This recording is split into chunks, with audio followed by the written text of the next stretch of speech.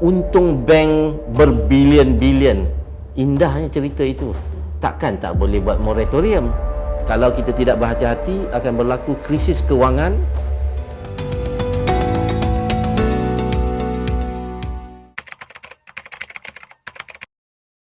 Jadi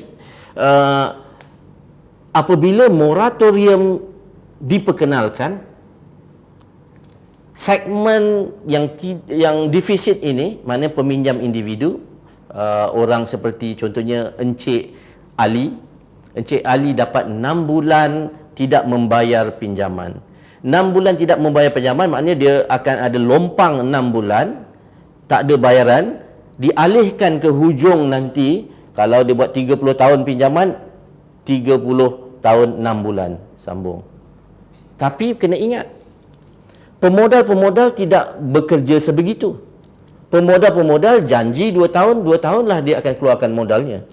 Jadi ada gap di situ. Kita kat sini tidak ada berlaku moratorium dengan pemodal-pemodal, tetapi dengan peminjam-peminjam ada berlaku moratorium. Bank tidak boleh kutip wang daripada mereka. Itu satu isu. Sekejap lagi saya akan simpulkan dia bagaimana efek dia. Yang kedua ialah apabila Nizar bercakap tentang untung bank berbilion-bilion. Indahnya cerita itu.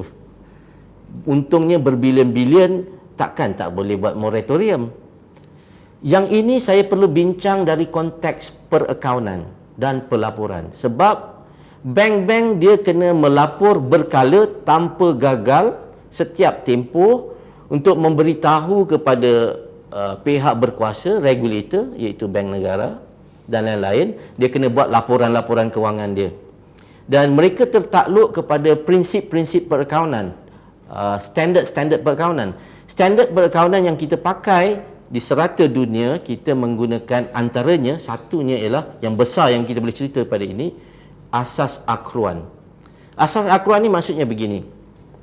Saya ada satu produk, saya berniaga, jualnya pada harga RM5,000. Customer bayar saya RM5,000, saya boleh tulis saya punya jualan RM5,000. Kosnya adalah RM3,000, maka untungnya RM2,000. Jadi dia akan laporkan kepada orang awam, saya untung RM2,000. Saya jual benda ni kepada satu orang lain, dia cakap, "Encik, saya ni duit saya, cycle dia ialah 2 bulan sekali. Saya nak minta kredit, minta utang. Boleh? Saya jual kat dia RM5,000 dan 2 bulan lagi baru nak bayar. Tapi saya nak keluar report bulan ni. Saya tetap kena rekod ini sebagai hasil saya. RM5,000. Tadi dah RM5,000. Ini RM5,000. Tolak kos RM3,000, RM3,000, RM6,000. Saya ada untung RM4,000. Walaupun duit tak masuk. Walaupun duit tak masuk, asas akruan tetap merekod saya punya jualan, tetap merekod saya punya untung. Jadi bank, apabila moratorium ini berlaku lompang 6 bulan daripada bulan 4 sampai bulan 9, orang tak bayar, mereka tetap rekod hasil, tetapi hasil yang tidak berbayar. Seperti contoh yang saya bagi tadi, hasil tidak berbayar. Ingat, pemodal tidak ada moratorium, pemodal harus dibayar. Jadi, lompang yang ini atas ihsan bank punya modal, untung-untung terkumpul, mereka menguruskan kos-kos operasi mereka, menguruskan kos-kos yang terlibat. Jadi lompang ini dianjakkan.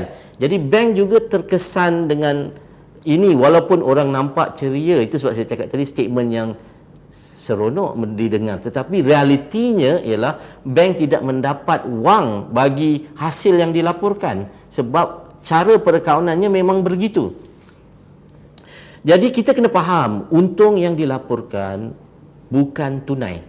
Untung yang dilaporkan adalah bercampur-campur. Ada jualan tunai, ada jualan hutang. Tapi kita kena laporkan aggregate. Untung itu diletakkan secara aggregate berbilion-bilion. Tetapi realitinya duit tidak dimasukkan. Ini adalah mix of cash dan campuran tunai dan bukan tunai. Datuk Seri Tengku Zafrul, Menteri Kewangan, ada mengumumkan di bulan Ogos di dalam media bank industri perbankan akan rugi sebanyak 6.4 bilion bagi 6 bulan moratorium. Itu tidak masuk lagi yang action yang lain. Okey. Jadi kalau lompang ini ataupun moratorium sebegini diteruskan, bank masih lagi boleh beroperasi, tetapi mereka menggunakan sumber-sumber dalaman untung-untung yang mereka ada. Jadi ini yang kita kata pemampan modal. Orang banyak cakap pemampan modal tapi kita tak faham. Pemampan modal ni maknanya modal lebihan dia yang dia ada tu agak